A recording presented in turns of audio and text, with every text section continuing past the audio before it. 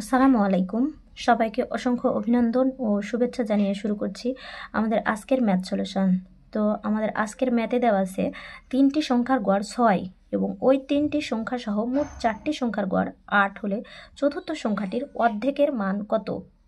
তো 3টি সংখ্যার গড় 6 এবং ওই 3টি সংখ্যা সহ মোট 4টি সংখ্যার গড় 8। তো প্রথম 3টি সংখ্যার যোগফল কত হবে? সুতরাং সলিউশন কত হবে? সুতরাং প্রথমত কি বের করব আমরা? প্রথমত 3টি সংখ্যার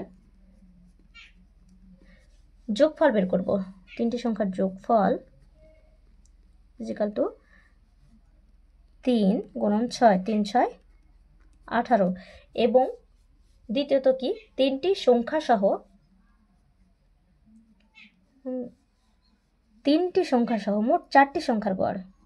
3টি সংখ্যা সহ মোট 4টি সংখ্যার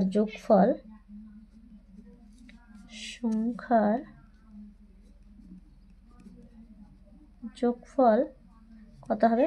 4 × 8, তাহলে 4 × 8 = 32। আমাদের প্রথমত প্রশ্নে বলা হয়েছে যে চতুর্থ সংখ্যাটি কত। প্রথমে আমরা বের করব যে চতুর্থ সংখ্যাটি কত। তাহলে চতুর্থ সংখ্যা বের হবে। চতুর্থ সংখ্যাটি হবে কত? প্রথমত 3টি সংখ্যার যোগফল থেকে দ্বিতীয় সংখ্যাটি থেকে আমরা বাদ দেব।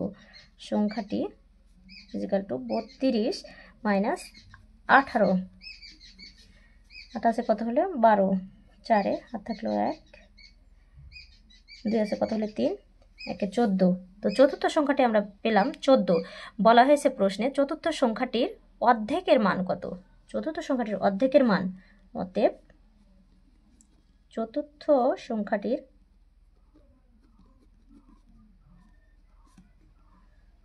অর্ধেকের মান 2 দিয়ে আমরা ভাগ করলেই পাবো অর্ধেকের মান। 14/2 = 7।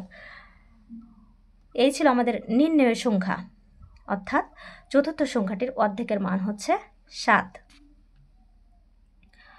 আমরা কিভাবে বের করলাম? 3টি সংখ্যার গড় 6, তাহলে গড় সংখ্যাকে আমরা সংখ্যার যোগফল বের করব। 318, 3 দিয়ে 6কে গুণ করলে আমরা তাদের যোগফল পেয়ে যাব। এবং একইভাবে দ্বিতীয় সংখ্যাটির মান বলা হয়েছে যে 3টি সংখ্যা সহ 4টি সংখ্যার গড় কত? 8। তো 4 × 8 = 32 সংখ্যা।